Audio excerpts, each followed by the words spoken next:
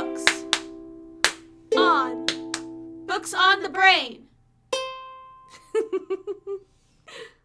Welcome back to Books on the Brain, a podcast of books and nonsense. My name is Danielle. And my name is Deirdre. And we are back again with another episode. How you doing, Dee? Good. I have the craziest story to tell you guys. Okay, I've been waiting. Tell I texted Danielle earlier because I forgot that we were recording today. And I was about to tell her this story of what happened to me today. And then I was like, wait, I get to tell everybody. Oh, okay. So I'm getting ready to go on my trip. So I was doing my big errand run, Yeah. Know how we do like 2 days before. It doesn't matter the kind of trip you're going on. I feel like everybody has that like run to the store. I need like these 5 things, right? So I was like doing my Sephora pickup because I'm converting to doing these like makeup removing pads for when I travel. I'm gonna give them a try for this trip because it's only a 3-day commitment. It's not like a long commitment. And then we'll see if I can like get out of using oil when I'm traveling because it's just like a lot to travel with. And I'm trying to like, I love being able to travel and just do my stuff, but also I do like to pare down just a little bit.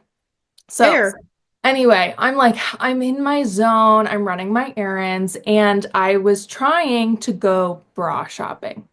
I saw that there was this store, at least it was on the map. Turns out, spoiler alert, it doesn't exist. It's not a real store.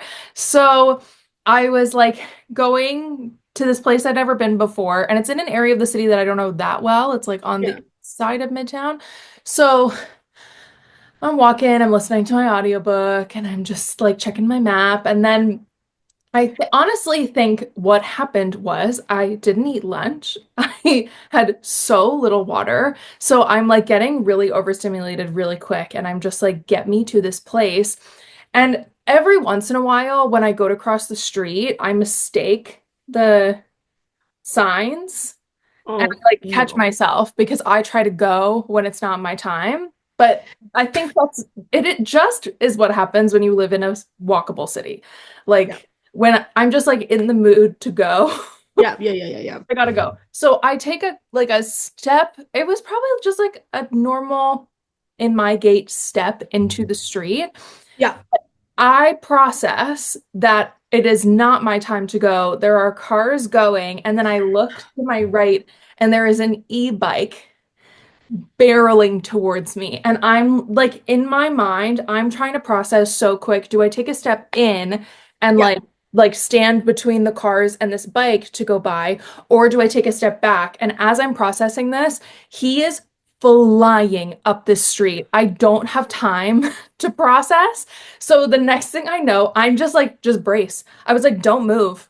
And I literally just like, I had my phone in my hand and I just like kind of twisted my body and like grabbed the handlebars of this moving bike and like fully stopped this bike with my body. I'm so fine. strong. I'm fine. I think the most I had on me was like a little redness. It's like maybe there's going to be a bruise here on my arm tomorrow. But you're a hero. And I was so shaken, right? Because like it was 100% my fault. Like I can totally acknowledge that I should not have been in the crosswalk, but also you also have eyes, buddy. Slow down because if it was a normal bike, I would have had plenty of time to get out of the way, but these e-bikes go so fast. Like I could write a whole dissertation on why e-bikes are not good for this city. It really I was like, oh my God. And then I'm like checking myself, right? I'm like, okay, I don't have any broken bones. I feel fine. My phone isn't broken because I like used my phone to like brace this bicycle. And the man, like, he gets off and he's like looking at his bike and he doesn't say a word. Looks at his bike. I'm so ready for him to be like, what the fuck were you doing? Like, get out of the crosswalk, get out of the street. Like, didn't you see me coming? He didn't say a word. I was looking at him and I was like, I'm really sorry. That was all my fault. You were just going so fast. I didn't have time to get out of the way. I'm fine. Thanks for asking. I braced your bike with my whole body. And he's not even looking at me. And then he gets on his bike to leave. And I looked at him and I was like, are you okay? Like, did I hurt you? And he was like, no, I'm fine. And he just drove away. And Say something. was like, I really just need you to vocalize anything. Yell at me at this point. And I get that, like, at least at least in New York, majority of Yeah. delivery drivers don't speak English. Okay, sure. Just something I have witnessed as somebody that orders food a lot, Yeah, um, is they don't speak English at all, or they don't speak it well.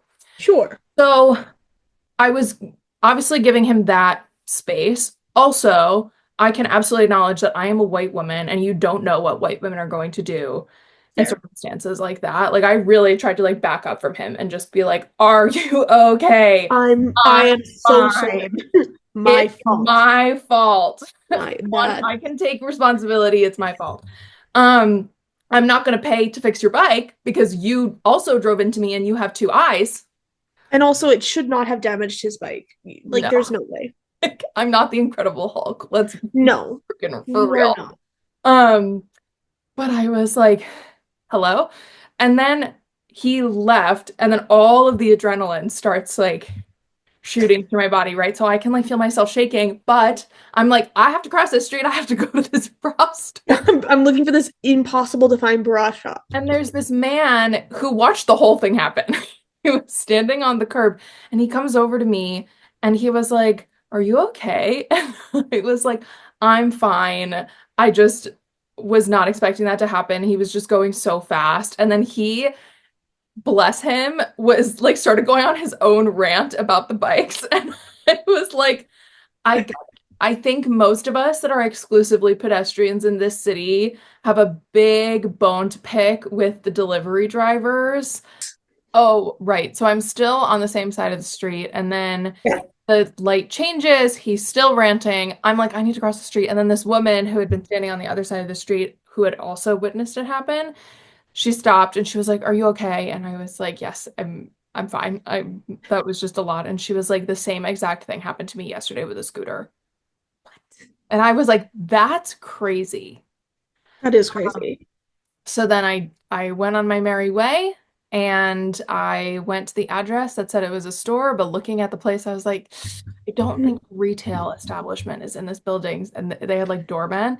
And I was like, is it a store? And they were like, no, you need an appointment. So I was like, okay. So I don't know if it's like I'm gonna try calling the brand again because I find it weird that they would have like a design studio in New York. Like I genuinely wonder if it's just Yeah. an appointment only based place, which is totally fine. I just wish that they had that like wide open on their website, you know? Super, yeah. That is super strange. That is super strange. Also, that yeah, I don't know why it would show up as a business if you have to do it by appointment. That's so silly. And also crazy that that woman was like, yeah, that happened to me yesterday. Literally. So like all of this is happening in my brain. I'm like Yes. starting to shake and I was like, I still have more errands to run. And I didn't eat or drink anything for another hour and a half Dude, after that happened. you're loco. That's why I have a margarita, because I deserve it. True. Because like I don't know if I'm gonna wake up tomorrow and something in my body is gonna be like, Not happy. actually, you hurt yourself really bad. So Oh my gosh. Well, I hope freaking not. I I hope hope I not. I think it's just my usual like twinges. And I Yeah. took a yoga class tomorrow morning, so hopefully that'll kind of like loosen me up. Yeah. Heck yes. You know? It was a very funny moment to be like, okay, just I was like, brace for impact. You're like, all right, this is all I can do. What we're doing. This is all I can do. So that was my day. Amazing. Oh, and My, then wait. tell me, tell me. I had this crazy interaction in CVS. So I go in specifically to get a setting spray from NYX, but not every CVS carries NYX or has a good amount of stuff from them. This just happens to be one of the bigger CVS, so I kind of figured, Nice. okay. And I have to go up to a second floor in this one. And there's a security guard up there. So, say hello as I come onto the floor. And then I'm just kind of like walking through the gondolas in the beauty section. Yeah. And like, can I help you find anything? And I was like, I'm looking for the brand NYX. And he was like, oh, no, sorry. And I was like, it's fine. I'll find it. And then I like keep looking. And there's other stuff I'm looking for too. Like I wanted to look at some of the press-ons. Like I'm just casually looking through the beauty section. We're shopping. I didn't know I needed to come into CVS with an agenda. So then he starts like calling over to me and he's like, is there something specific you're looking for? And I'm like in the middle of an aisle and I poke my head out and I was like, what? And he was like, are you looking for something specific? And I'm like, yeah, I'm looking for a setting spray. And he was Yeah. like, no, no, no. What item are you looking for? And I was like, yeah, I'm looking, and my voice is getting louder as this is happening. So I'm like screaming at this point in the middle of CVS, I'm looking for a setting spray. And he was like, no, like eyeliner, lipstick. I was like, the item I am looking for is a setting. And at this point, I'm like, I should just walk away and tell him to mind his own fucking business. I'm not trying to steal from this CVS. I'm just trying to buy a setting spray. And he was like looking so confused. And I was like, dude, leave me alone. And I'm like screaming at this point. And this woman comes up to me and she was like, can I help you? And I was like, do you have? No. She was like, it's right over here. And I was like, great. Thank you so much. Can I help you? Please don't. Please Actually, don't. don't help me. I apparently need to teach this man what setting spray is. Don't help me. I don't want to be helped by you. I That was is like, what? sorry. It's like a lipstick. What lipstick are you looking for? I was like, Say it to me one more time. buddy, how many times do I have to say it? That is so I funny. was like, But I hope that man found the lipstick he was looking for. I don't know. I was like, what is happening? And then he must have been like changing shifts or something. So he walked past me when I was like farther onto the floor and he was like, hey, I'm really sorry. I was like, it's cool. Get away from me. Don't talk to me. It's actually not cool. Don't talk to me. I don't care. I just want to pay for my stuff and leave. Like I am at my wit's end. I'm getting hangry now. Like the thought of getting food is getting farther and farther away because I'm like, I could either buy something to eat in this CVS and it's not going to be satisfying, or I could wait another 30 minutes when I get to Trader Joe's and buy something that's going to be satisfying. So I'm like, I'm just going to sit in my hanger, which is never fun. But I was like, please leave me alone. You know that man was trying to be helpful, and you're like, shut Yes. And he up. was very nice and he was very cute, but I was like, please, please leave me Maybe he was flirting with alone. you. Like, are you flirting? You're screaming, I'm looking for setting spray. Like, Wait, are you flirting with me? now is not the time, sir. Now is not the time. When would it be? You know, when's a better time? When you got a girl in the middle of an aisle of the CVS, red in the face, screaming at you about setting spray. Just got hit by a bike. I know. Trying to find a bra store that doesn't exist. Literally, like just the snowball of a day. That's a rom-com. That's a meet cute book waiting to happen. I think you just had a meet cute. Should I write it? Except for it wasn't cute and you didn't really meet him. You had to I just yelled at him. just yell at a worker at CVS. Which checked out because, like, if we were to break down like archetypes, I am the grump. Like, oh, in that situation, sure. Don't talk to me. I don't want to make new friends. Someone write it. Someone write that down. Someone write this story. I'll read the fanfic. Deirdre and the CVS security guard. Cute. Cute. That is so funny. It was so funny. Well, my day was a heck of a lot less eventful than yours. I just had work, just working my little bum off. Well, I'll talk about more of it in our catch-up episode that comes out first, but I have a teaching gig, so I'm working full-time, which is so fun. But recently I got a tattoo on my arm. Sneak peek. If you're watching the video on YouTube, you'll be able to see it. He's a little ghost in like a floral sheet. He's pretty cute.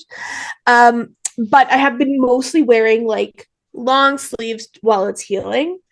But now it's summertime. It's not, it's spring. But it's summerish. It's short sleeve season here in Calgary. So I started wearing things so the kids can see my tattoo. My kids haven't noticed it. They could care less. But a little boy in grade 2 walked by me and he was like, "Why do you have a tattoo?" And I said, "Because I like you." He's like, "What is it?" And I was like, "It's a ghost." And I like pull up my sleeve. I'm like, "It's a ghost." He's like, "Why?" And I was like, "Because I like it." He was like, "Okay." I was like, I had to stop myself from being like, "Well, do you like it? Do you think it's good? Do you like it, little boy?" Because I was like, affirm me, affirm me, affirm me. Oh, always. But no, in my classroom I have 3 EAs and they are like the lights of my life. Educational assistants, they are the best people in the world. But I came back, I got the tattoo for my birthday for my 30th. And I was like, "Look at my tattoo." And all of them were like, one of them was so excited. And the other was like, "It's nice on you." I was like, "No." I would never get something like that. I'm like, "I know you wouldn't." It's nice. But then she shows up today with dyed like yellow green neon hair. And I was like, "I think you would get a tattoo, Miss Girl." Yeah, hello. I think you would. I was like, "I think you're cooler than you think you are." Because that's pretty cool. I think the crossover of people that dye their hair and people that get tattoos is a circle. And that's what I'm saying. I'm like, the fact that my hair is a normal person color right now is shocking. It's actually not shocking. I think curly hair only looks good with certain colors. And that's my hot take. Well, I think you have to have a dyer that really understands curly hair for it to be successful. Agreed. Because if not, it look like if you try to get highlights, it just looks crazy sometimes. Yeah. You know what I'm really into? Calico hair. Really? Have you seen that online? The calico trend? Oh, but I will now. Yeah, fine. Look it up. Yeah. Calico, Calico. It's kind of like calico cats. Yeah. So it's like big chunks of color. I think it's so pretty. I think it might look absolutely atrocious on curly hair, but I think it looks so pretty. Yeah. So who knows? Next time you see me, no, I won't. I have hair. I don't have the money to do this thing. Speaking of no money, what are we doing today? Has nothing to do with what we're doing. We are bringing back a segment that is a tried and true of this podcast. It's a book report.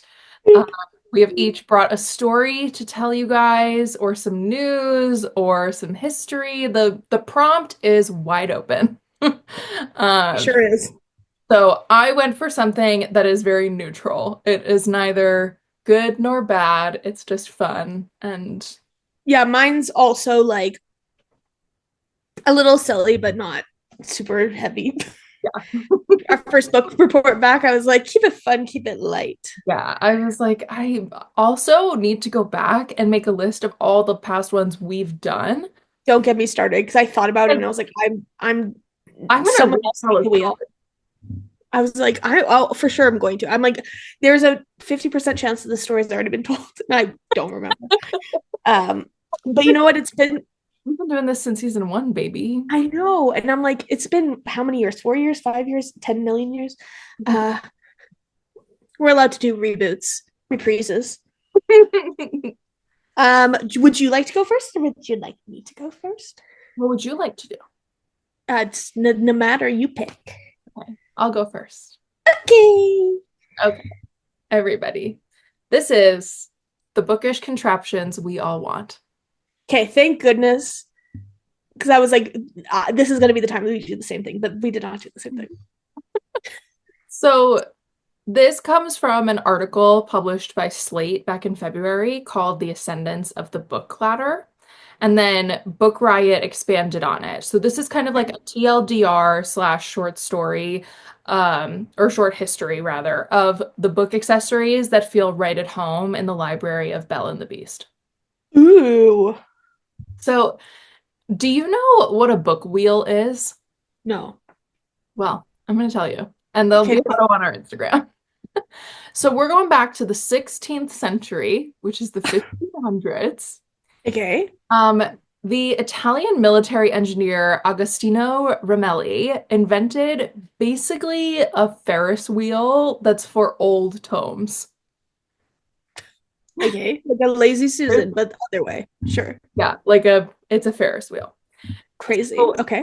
there's a wheel, right? I'm gonna visualize it for you. And there are shelves.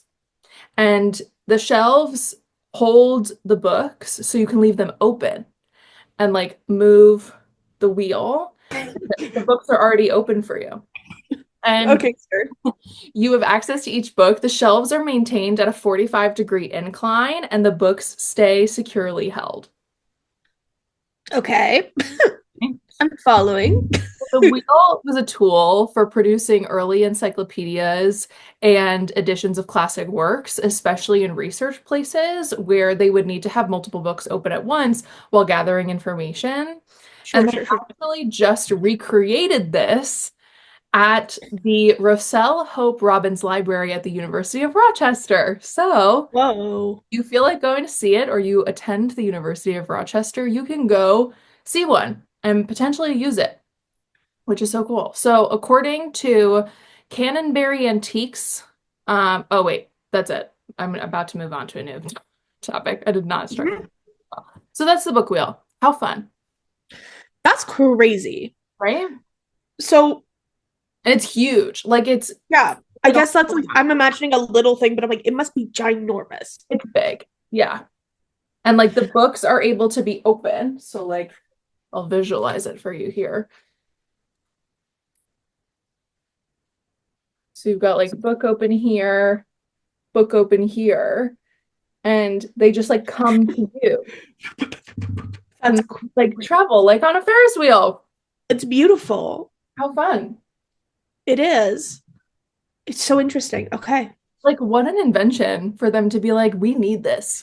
This is a problem we need to solve, that we can't just get another table and put our book on it. We need like 10 books open at once, and we can't have them taking up table space.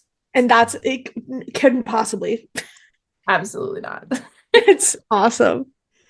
And I'm like, you know how I do that thing where sometimes when I'm starting a new batch of books, I'll like the first chapter of each book, Yes. I'll go in order. I'm like, I need a book wheel for those moments.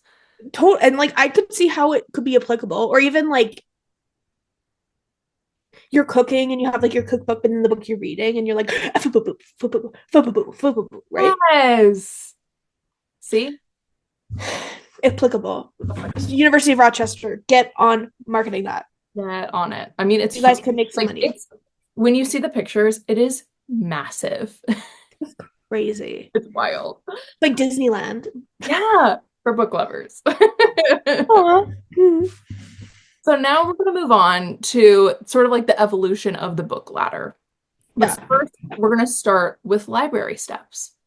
So, according to Canterbury Antiques, library steps first appeared in Europe in the mid 1700s. So, we have stepped up from the library wheel and we are moving on to library steps.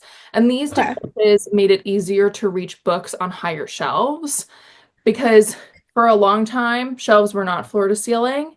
And then all of a sudden, like libraries were becoming more expansive and they needed to be able to reach taller shelves.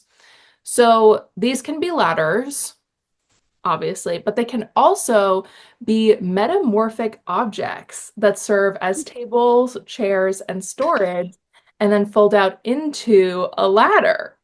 Metamorphic. What a 25-cent word. Ooh. I know. You would get so many points in Scrabble for using that word. In your what was Words with Friends? Put it in. Do you remember Words with Friends? Yeah. Many moons. Many moons. I know.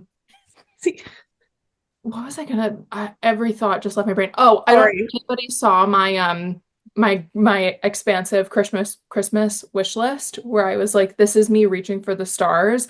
I want a chair ladder so badly. And it's like a chair and then the top folds down and it's a ladder. So fun. It's in my New York apartment. That makes sense. I need metamorphic objects. Well, how are you? You know, you do because what if your fire skip one day didn't work? How else are you gonna get out? You're asking the real questions. And thank you. What if there's an e-bike speeding down the street and you need to stop it with your metamorphic chair ladder? I was thinking I can't have a rolling ladder at my bookshelf because that would Yeah. be too cluttery. So I have a chair all the time and I have a ladder sometimes. And also, isn't your apartment a little bit sideways? Yeah. She's a little slanted. I mean, whose apartment is perfectly straight? Nobody's. Get real. Get a life. Especially Nobody is. No. So in the second half of the 1700s, there were several talented cabinet makers from Germany that worked in the French court. And these designers originated some of the most finely made mechanical furniture. Same idea as metamorphical. I just say. Yeah, no, it's great. You're killing it. The metamorphic. Yeah. Yeah. No, you got it. Um, So same idea. It's like mechanical furniture. Yeah. In Louis the 15th and 16th courts. Slut.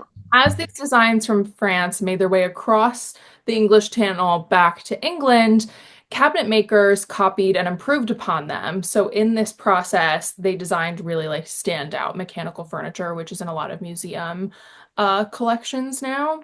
Okay. Much like on the what's it called?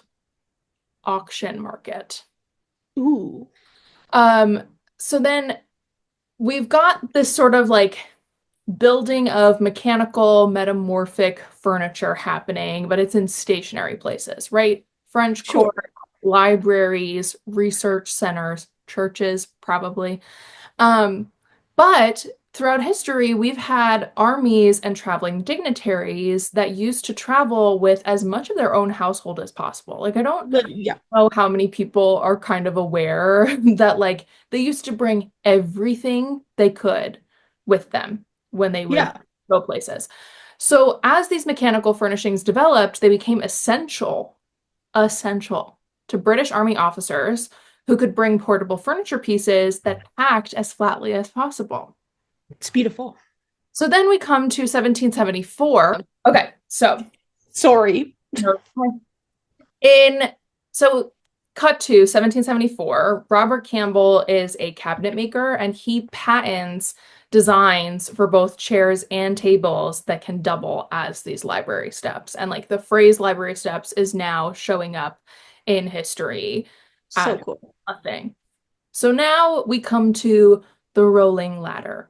And America's oldest rolling ladder maker is the century-old Putnam Rolling Ladders. They credit Etienne Avril, a Frenchman, with inventing the first dedicated book ladder. The ladder Ooh, was made up of two rails that could be attached to the bookcases and a series of rungs that could be moved up and down the rails. And the ladder could be moved along the bookcases as needed, allowing readers to access books on high shelves with ease. And it was soon adopted by libraries and book collectors all over the world. that's so crazy that it was so long ago. And that's it. That's my little history of That's book-ish contraptions. like to think that something that people still like lust over in 2025 is something that was made in the 1700s is Right? crazy. Right? So cool. And the Ferris wheel book thing. I know. The Ferris wheel book thing was really, it was tucked at the very, excuse me, it was You're tucked okay. at the very bottom of that Slate article, like just Yeah. as a side thing. And I was like, hang on. I need to know more about this book wheel. You're like, circle back, please. Excuse me, more info. That's so. Imagine, picture this. You get a book wheel so big that you need a rolling ladder to like get up and spin it. I do think that defeats the purpose. No, no, I don't think so. The purpose is to be cool, and I think it's still no, it absolutely defeats the purpose. A book wheel so big it fits your whole collection on it, really, I think is the goal. And then you can be like, I'm always rereading everything, just a page at a time. A page at a time. A page. Okay, I have a question for you. Yeah. How many books on a book wheel? How many books on a book wheel would be too many books to read simultaneously, in your opinion?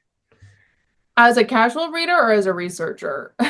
Casual, not as a researcher. Researcher, you could have a gazillion and it would be fine. Yeah. As a casual fiction Literally the reader. physical version of keeping tabs open. Oh, for sure.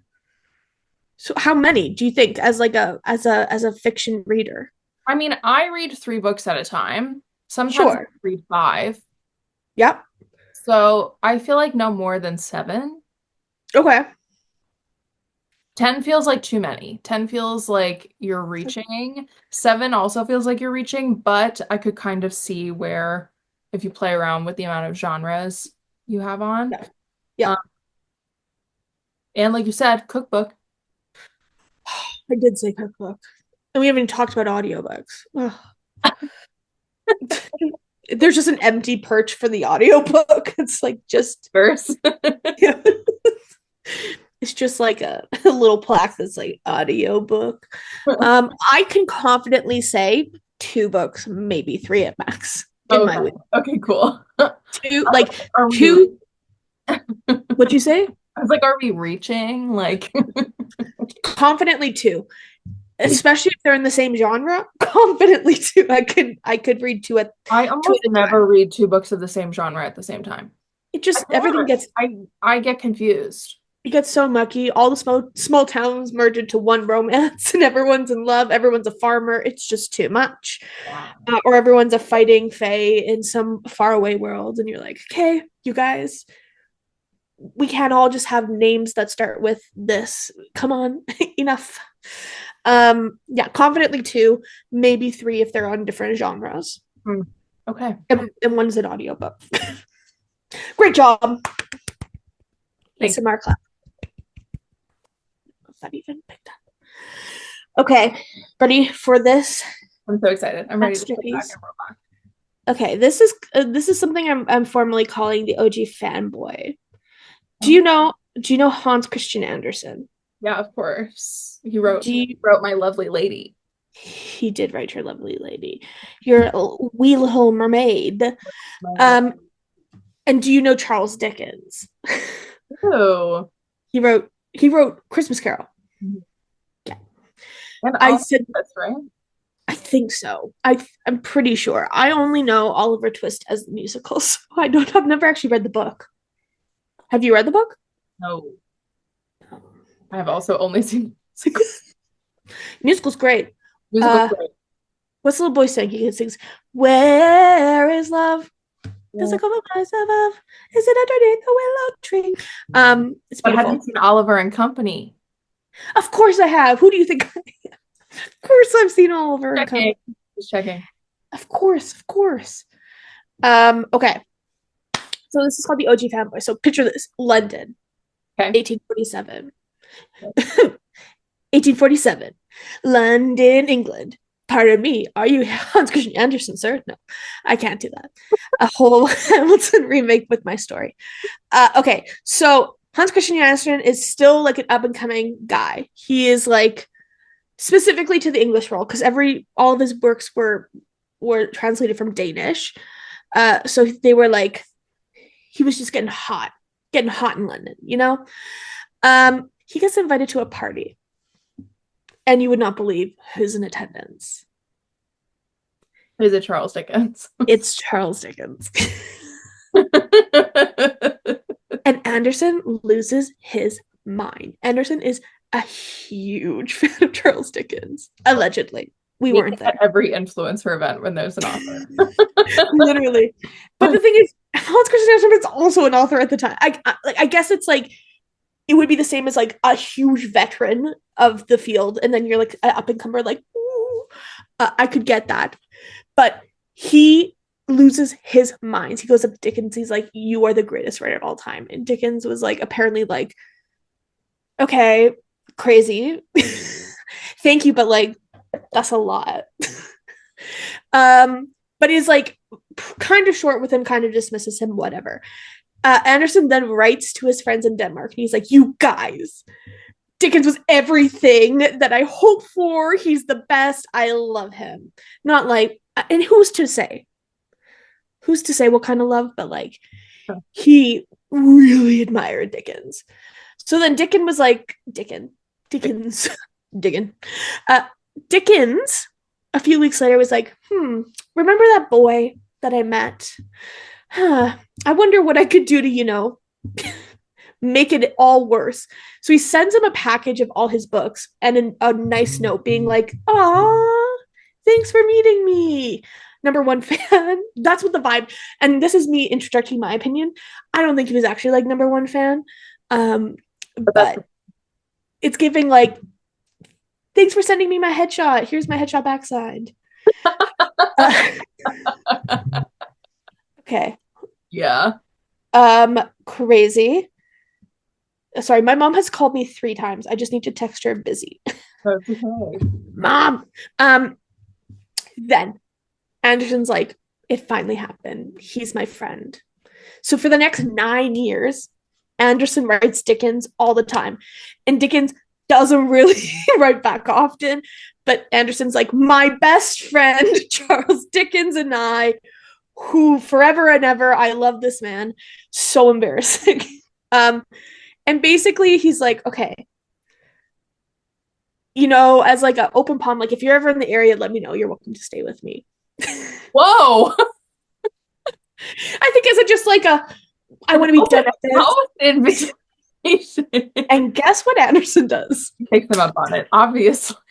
Anderson writes this guy in 1857. He's like, and if you're not watching this, every time I say write, I am picking up an imaginary phone and being like, he writes and says, hello. And Anderson writes Dickens and is like, I'm coming to England. Just so happens, only for a fortnight. Can I stay at your place? Dickens is like, sure. He arrives in June 1857 to Gad's Hill with a suitcase. He's ready to move it. He then says to Dickens, my visit is for you alone. Always leave me a small corner in your heart.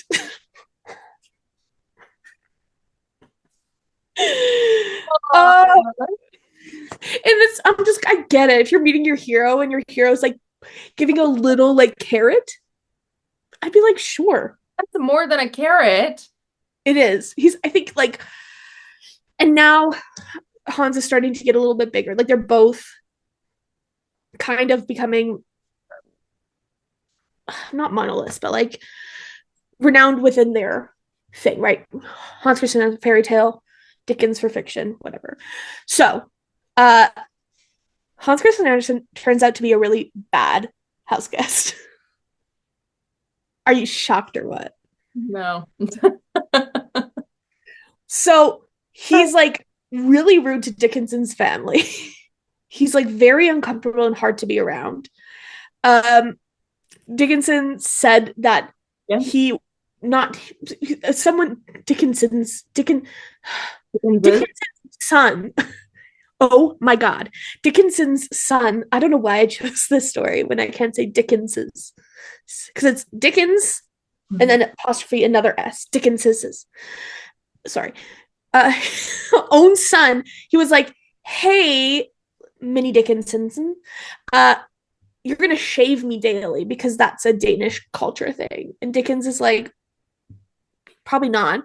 So he books him at a barbershop instead and is like, you can go there. My son's not going to shave you every day. And then there's this one anecdote that at a dinner party, Dickens had like offered his arm to a woman who was present, and Anderson like slides in and takes his arm himself and like lets him be like chauffeured around for the evening, which I think is just slang. I think that is so funny. I'm like, I know I should not be rooting for like Hans Christian Andersen in this, but I'm like, he is killing me. He's Yeah. making me. He's making me want to root for him. He's tried so hard to win this, man, and I don't know why he wants to, but man, oh man. Okay, so he said a fortnight, and for those of you who are not aware, a fortnight is 2 weeks. He ends up staying 5 weeks. And Dickens was like, okay, at the time, Dickens was in a play, which I didn't know. I didn't realize he was like an actor also. Okay. But he was starring in this play called Little Dorrit. And it wasn't being super well received, but he was really stressed out. And also during this time, he was like having some marital issues. He was like trying to leave his wife. He was maybe having an affair. This whole thing. So he was like, TikTok, dude, get out of my house. It's been 5 weeks. Yeah. So Andersen, at the opening night of at this play, he sits in the audience and he cries so loudly that people start to notice him because he was upset that his attendance wasn't like publicly acknowledged, that people didn't know he was there. I love him. He's a pick-me. He's such a pick-me, but I'm like, I think about all the characters he's written. I'm like, of course he's a pick-me. And just wait until later. And it's like the ultimate pick-me behavior. A few things. It gets worse. So then apparently he throws himself onto Dickens' lawn when he has like a tantrum outside in the lawn when he gets a bad review on one of his works, which I was like, fair, dude. When I get a bad mark on something, I also. Internal? And just yeah, sure. Sometimes external to the people I trust within the confines of a room. Yeah. Not on someone's lawn. As someone whose house I should have left 3 weeks ago. So he's just basically showing odd behavior that Dickens is like, okay, on top of you being weird and like a bad house guest, you're also being a lot. So then Dickens reaches his boiling point. So he starts writing letters to his friends about Andersen. He's like, you guys are never going to believe this. He picks up the phone. Just kidding. He picks up a quill and a parchment and he writes, Dear friends, Andersen is such a little baby. He didn't write this, but this is what I imagine. We were in a taxi or a carriage, whatever the equivalent of it in that time period is. Yeah. And the driver started going a different route. And Andersen started freaking out and started stuffing his like watch and his money in his boots because he thought he was going to be robbed. And Dickinson was just sitting there watching him like, dude, chill. So funny. And then this just makes me laugh. And this was in all of the articles I saw, and I was like, okay, apparently this is a huge deal. Andersen has corns on his feet, and apparently Dickinson hated that. He was like, problem? I don't know. I'm like, okay, weird foot thing. It was like he has corns on. I don't know if it's like he's a working man or like whatever. I don't know if there's some kind of like social normative commentary on that. But like, yeah. And I'm like, leave that poor man's feet alone. That's not his fault. Why are you looking? It's a biological thing that happens if your toes rub together. Why are you looking at his corns? Crazy. Walking around barefoot in your house? Yeah, and also like, why are you that close? Yeah. Yeah. Back up.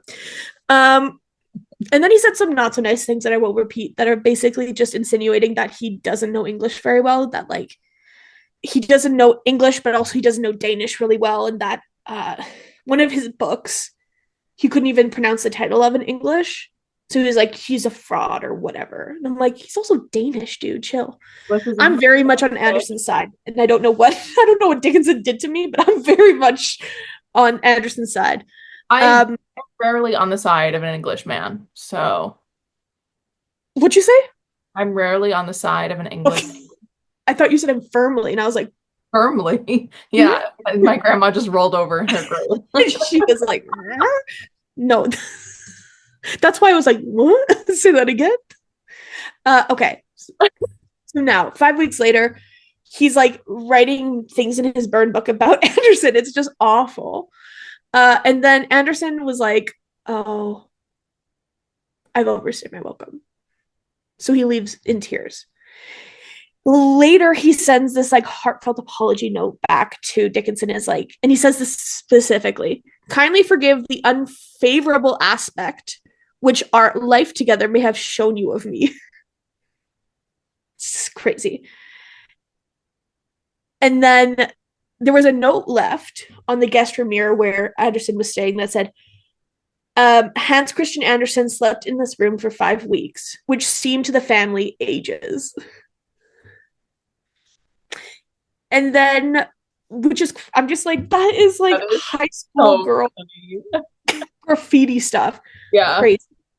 And then it goes on to say that, like, okay, after this, what was happening? People think that Dickinson based a character off of Anderson, Uriah Heep, which I don't actually know what it's from, but is like a weird, creepy character that people are like, okay, that he's got to have based this off of Anderson. And then Anderson based the ugly duckling on himself, a sensitive outsider. He's like, I'm not even gonna do my hero dirty. I'm the ugly duckling, which I think a is lot of his main characters are based on him. Like I think a lot of people say The Little Mermaid was based on himself. all of the pick-me's, but like they're like, I'm not like the other girls. I'm lost. No one understands me. Duckling. Yeah. Literally. And then that's kind of it. They don't ever really like interact after that. And like it's just this weird 5 weeks that they had together over this 9-year friendship. So strange. Friendship used so loosely. Happenstance, I guess. I don't know. They were not friends. Acquaintanceship. Basically, you get a VIP at the meet and greet, and I happen to say, if you're ever in town, DM me and we'll hang out. That's what this was. Yeah. Don't ever meet your heroes, kids. Unless they're V.E. Schwab. Yeah, and then meet your hero. Hero. Or if your hero's us, then you can meet us. Ding. Anyway, that's that. That's my story. Oh, that's so funny. It's just like it was like this just a silly little story where I was like, I just had no idea that, honestly, like the fact that those people were in the same timeline sometimes still like messes with my head when people are like, I'm like, I can't believe you were alive and this person was alive, kind of thing. I had no clue. Oh my gosh. We're both thinking.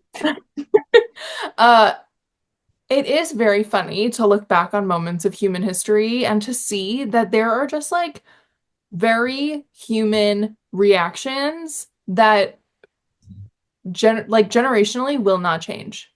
No. You look at my son and you say, you need to shave me every morning. I'm going to say, no, go to the barber. Well, I was going to say writing in the bathroom. Tomato, tomato. Going to someone's opening night of a play and sobbing because no one pays attention to you. Yeah. Crazy. So funny. Wild. So funny. Why? I would love to know why he even extended an invitation. I would also, I'm like, maybe it was, I'm going to be nice to him. Like, maybe I'll mentor him. Like, that's what I'm thinking. Like, we've been talking, and by we've been talking, I mean he's been sending me letters for 9 years. So I feel like I need to extend this olive branch of like hospitality. Like, I don't really know British hospitality culture that well. So I can tell you, people do not get invited to my house unless I know them and like them and want them here. Oh, 100%. 100%. Maybe it was sometimes also people live for the drama. They're like, yeah, you can come over. True. Yeah, maybe he was being messy.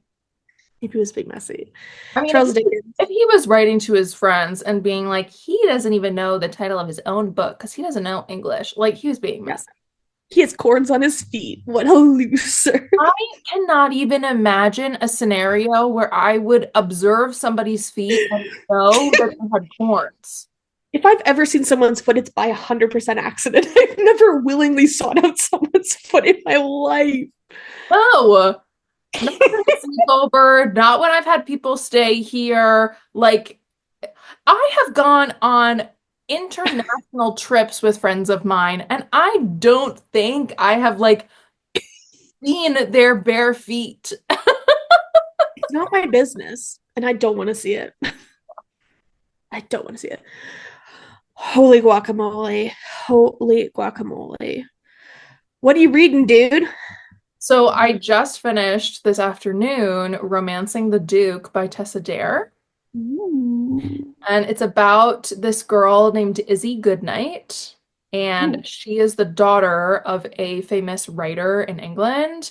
And he wrote these like children's nighttime stories.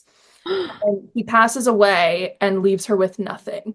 Like, turns out he could not maintain his finances well. He'd never set up any sort of infrastructure for her so that, Whoa. and obviously he could tell the older she was getting, she was not having romantic prospects, so she was going to be alone. And they had no family that would take her in. Like, his heir would not have taken her in. So she What the essentially heck? gets kicked out of her house by her father's heir, who's her cousin. And she winds up hearing from this like solicitor lawyer person who is like, Yeah. this man left you something in his will. Please come to this castle and we will bequeath you your inheritance. And she's like, I don't know this person, but it turns out that her father's fans, it's not unheard of for them to gift her things. Like one of them gifted her an ermine, the weasel, because Yeah. her character as Izzy Goodnight in his books had an ermine, or like one of the main, I can't remember if it was her that like wanted one or if one of the main characters had one. So then she wound up with this like not domestic animal as a pet. That's so And funny. like they like give her these like weird things that like have to do with the story. So Sure. she gets to this castle and this man greets her and he's like, "What are you doing here?" And she's like, "I'm here to meet Mr. Lawyer." And he's like, "Well, I don't know who that is and you need to leave." And then she faints because she hasn't eaten in like 3 days because she's poor and has nowhere to live. So then he No. takes her inside and he's trying to get her to leave. And she's like, I have nowhere to go. Like, I'm waiting to hear from this guy. Like, who would just like lure me out here into the middle of nowhere? And then Yes. Mr. Lawyer shows up. And it becomes kind of clear to her quickly, not that quickly, but quickly, that Yeah. the man that's at this castle has some facial scarring and is blind. Okay. So something has happened to him. He's claiming that this is his castle, but he is not being very nice. So we meet Mr. Lawyer, and he's like, "Hey, Duke, I didn't know that you were alive, and neither does anybody else." And he's like, "Well, here I am." And he was like, "Okay, well, it turns out that it looks like your castle was sold to Mr. Benefactor, and he has now bequeathed this castle to Izzy." Oh my gosh. What? And she is like, "Yay, I have a home." And the Duke is like, "Get out of my house." Like, he's like, "We have defended this castle for centuries. That's why we have a Yes. dukedom. You are not staying here." And she's like, "I have nowhere to go, buddy." And she ends up working it out with him that she can tell that he hasn't really been reading his mail. Like, it's all been piling up, piling up, piling up. And she was like, "I bet there's an explanation for this in there. Why don't you let me be your secretary? Because I was my father's secretary and I understand Yes. how to read a lot. I understand how to read, one, but I also understand how to read a lot of different types of mail." And Yeah. so he tries to like scare her off because the castle is in disrepair. Like, there's a Sure. horde of bats living in one of the bedrooms, and like people have died in the castle. Like, it's old. So it's like Oh, haunted kind of, and it's just not really hospitable or a place where you would host people. Like, it's fine for him and his butler, and that's about it. sure. Yeah. So she's like, "Please let me stay." And he's like, "You can stay for one night." And then he realizes that it would actually behoove him to let her stay. So he proposes that he will hire her as his secretary and he'll pay her so that when this all gets sorted out, she has money to leave with. He's willing to like do that because she was only bequeathed the castle. So if she wanted money, she would have to Yeah. figure out how to get money from the lands that the castle oversees, or she would have to sell the things in the castle and the castle itself, and it's basically worthless. So, she was like, this is good because then I can at least bank a little bit of money. Either I'll wind up with money and a castle, Yeah. or I'll wind up with a castle. And so then we go on their little adventure together and Mm, we get to meet some more characters. Like her father was this really, really well-known author. So yeah. everybody that meets her is like, oh my God, you're the Izzy Goodnight. Like, can you tell us anything about the story? And she's like, no, my father died before the ending could be published. I'm so sorry. And like, it was literally a cliffhanger. Like, the main woman is trapped somewhere and her hero is like dangling from a cliff. No. And so all these people are like, please tell us. And she's like, I'm so sorry. I do not know.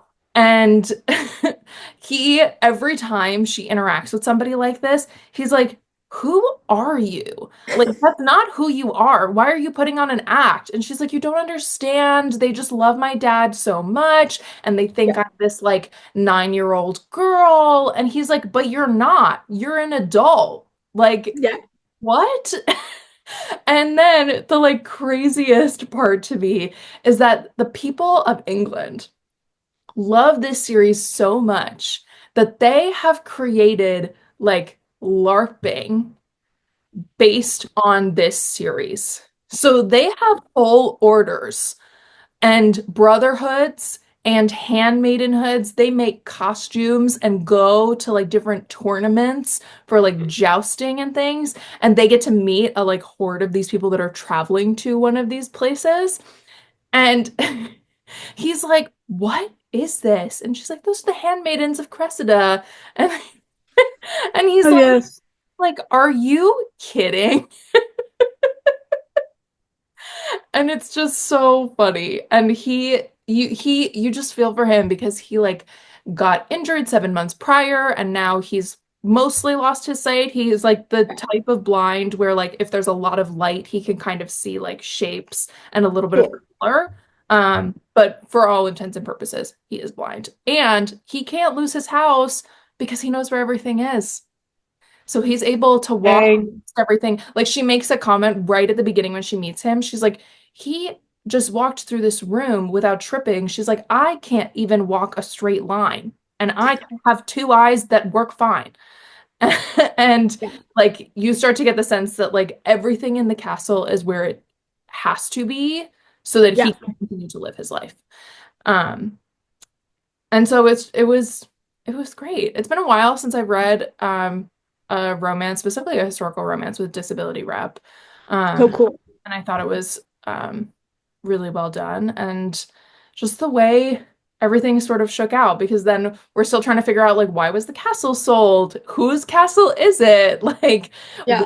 why did he get injured? Like was it at war? Was it over something else? Like and so you sort of find all these things out of over the course of the story and um I just enjoy a good Tessa Dare book every once in a while. Yeah. I'm not like latching on to her all the time, but she puts out some No. years.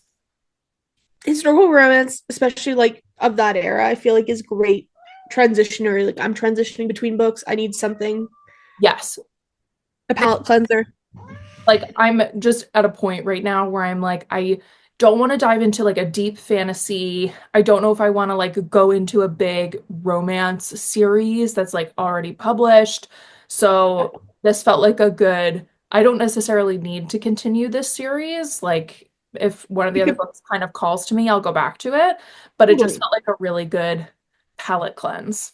So fun. And Amazing. the thing I like about these types of historical romances are they have enough like fantastical elements. Mhm. Like it doesn't feel real. Like this dad died and he left this legacy of this like fictional world that people are so Yes. attached to back in 18 whatever.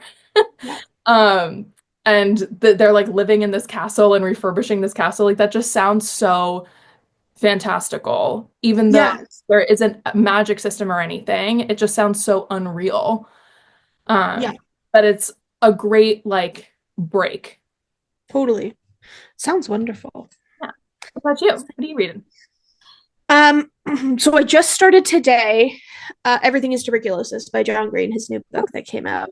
And you know, I love John Green. I'm listening to the audiobook on Libra FM. Go check them out. They're pretty cool. Yeah, I guess I'm not very far into it, so I'm only going to talk a little bit about it. But the premise is, I guess, John went to Sierra Leone, I believe it's Sierra Leone, and meets a young boy named Henry, which is also the name of his son who has tuberculosis.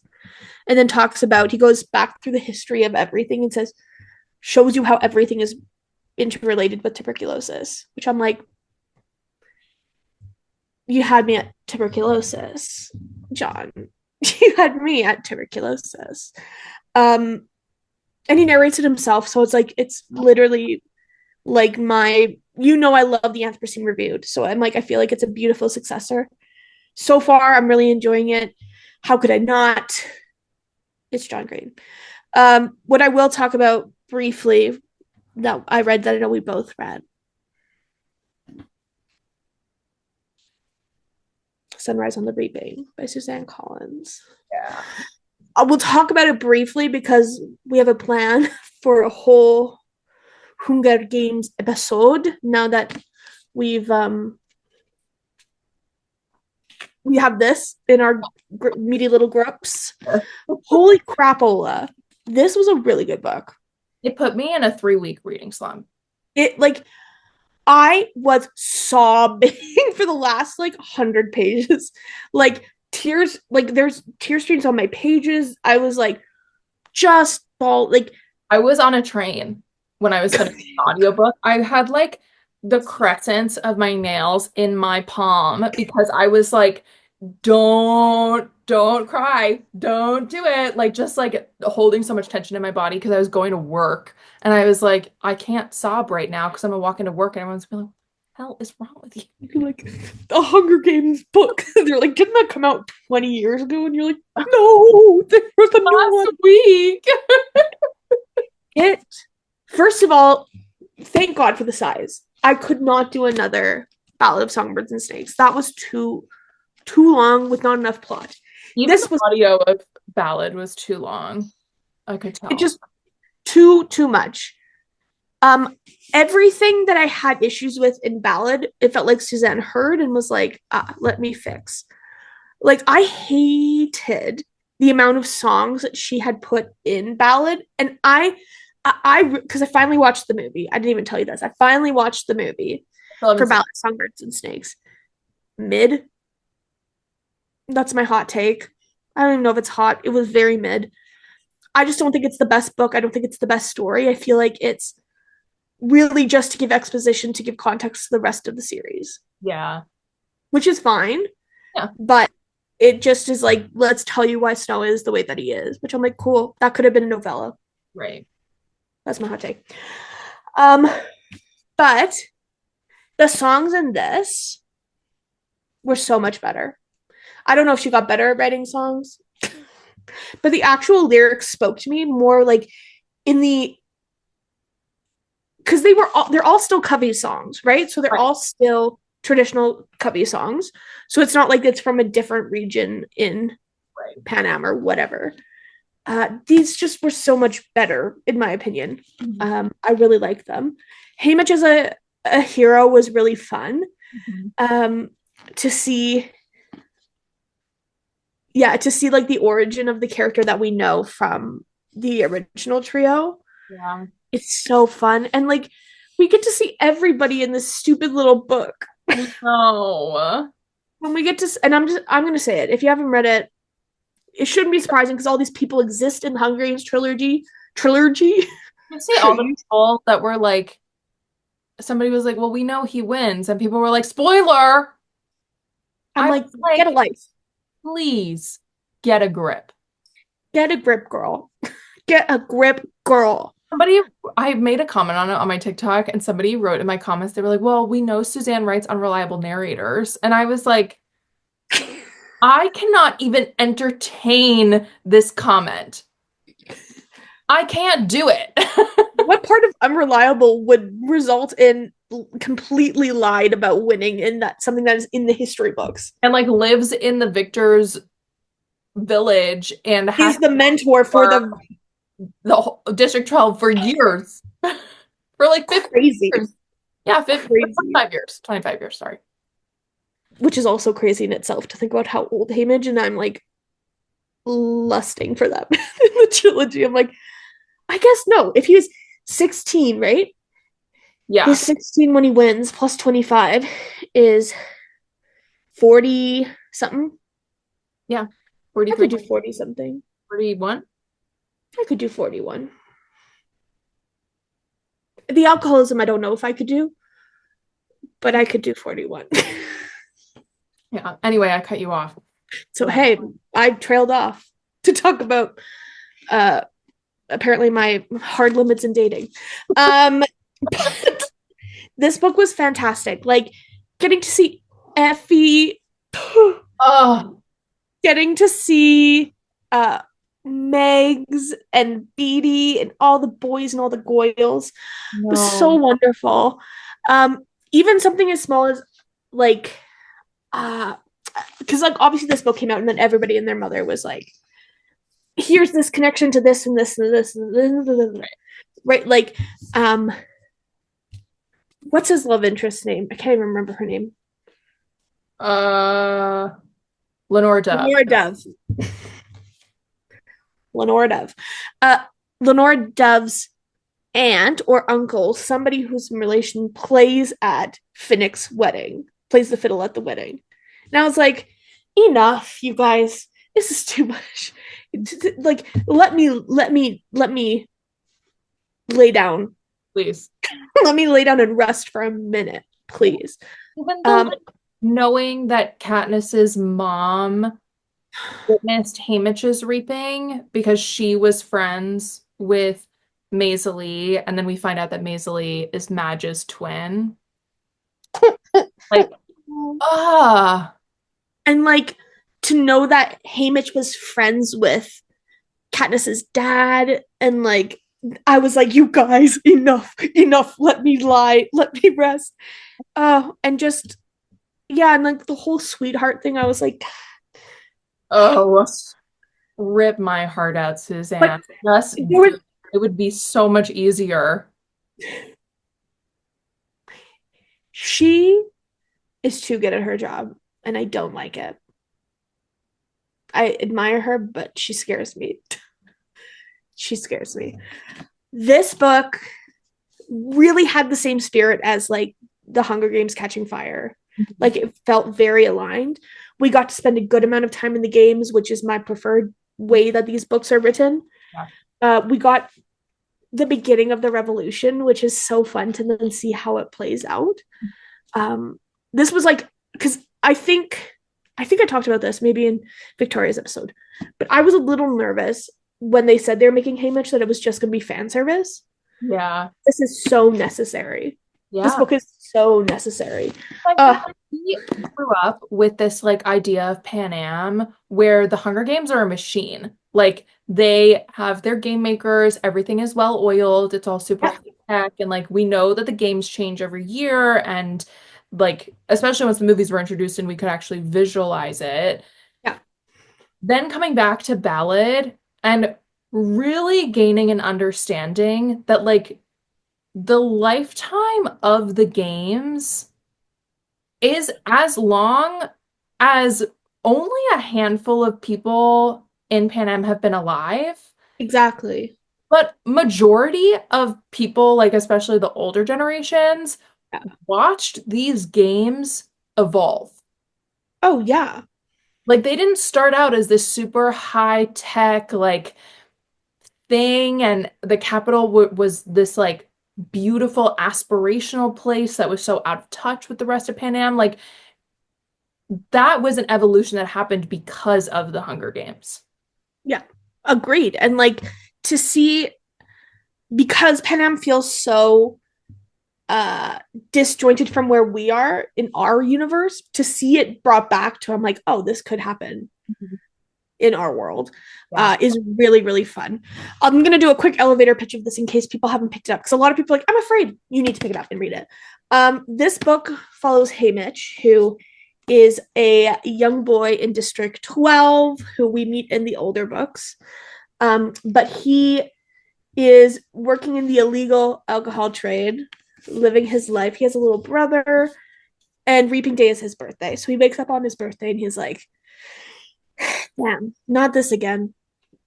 And so he goes to meet his girlfriend, Lenora Dove, who he loves, who is a cubby girl, who is, he suspects that she is being rebellious. She's got her fingers in some pots, but he doesn't know quite what's going on.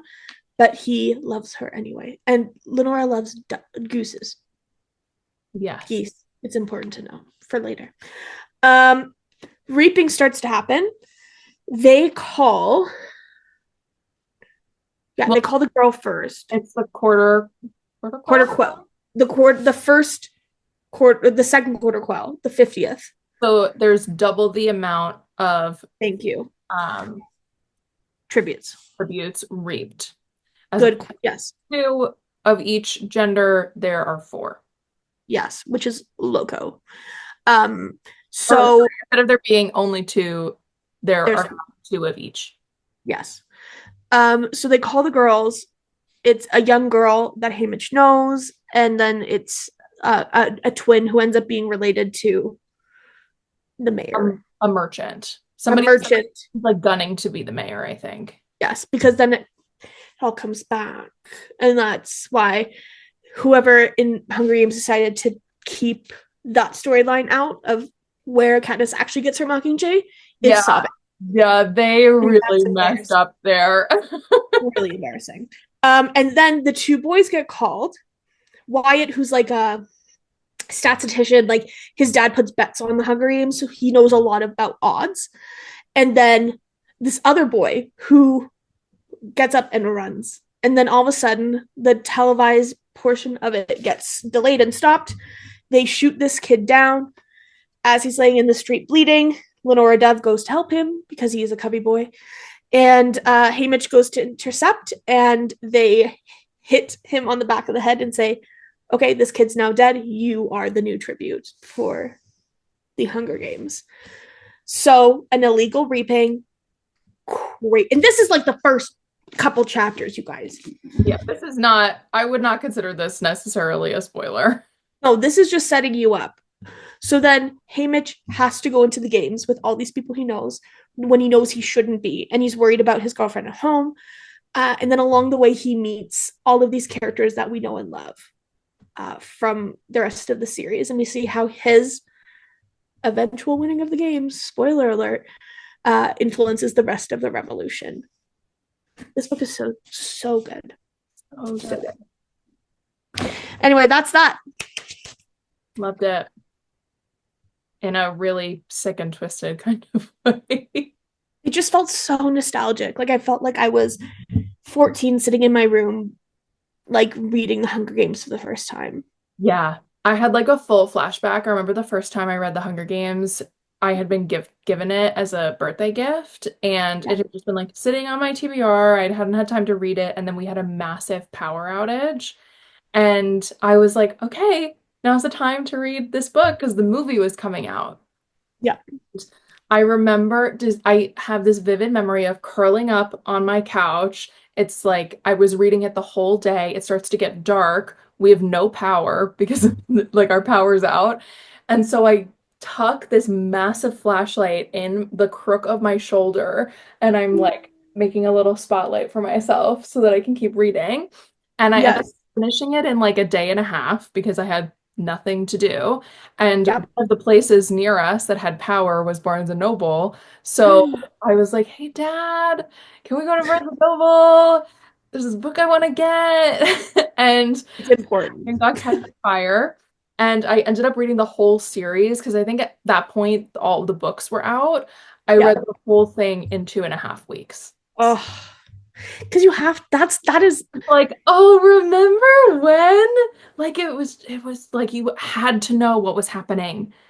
it's such a visceral feeling if you grew up on the Hunger Games of the like I remember sitting in my office chair like I would read the Hunger Games and Catching Fire and then I'd go back and read Twilight and then I'd read the Vampire Academy and then I'd go read like I had this cycle of these books because I love them so much. So it was such a treat. It's like that thing where people like if I could read this book again for the first time, it Like felt like reading Hunger Games. the Hunger Games for the first time again. Like that's but it was a new story. I just like if you are at all a nostalgic little guy with a mushy gushy heart, you gotta read this. Yeah. You gotta read this. It's so good. Yeah. Well, I think I talked about this a little bit on my TikTok. I think the thing that Suzanne does so well is Yeah. she knew that there was a story to be told. I think it was Victoria actually was talking on a podcast recently about how like there are some characters that the fans love, but the second you start to delve into what a story from them would actually look like, it's boring. Like it's not worth making.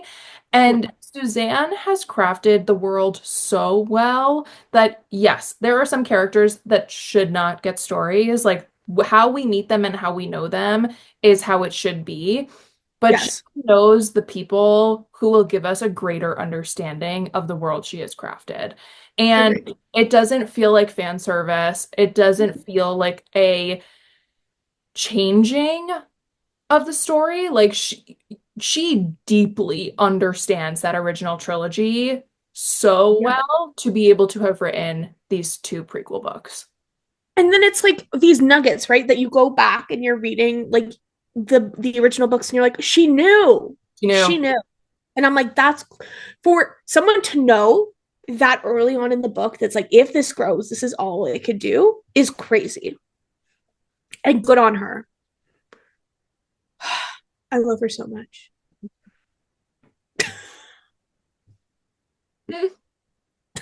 Anyway, no, that is it from us. Thank you it so is. much for listening. If you were watching us on YouTube, thank you, thank you, thank you. We are re-implementing videos on our YouTube channel for this season, so check us out over there. If you watched this episode, please, or listened, please hop over to our Instagram page and let us know on our latest post by leaving the paper that has the writing on it emoji, Yeah. like our designated book report emoji, I think. Yep. And follow us everywhere. Subscribe to us on YouTube. Give us a like. Follow us on your favorite podcast platform. We're on Instagram. I'm at Deirdre Rose Morgan on all the platforms. I'm posting on Instagram, TikTok, and YouTube. Yes. I'm DJ Books on Instagram and on TikTok. And that is it for this episode. We will chat to you in the next one. Bye.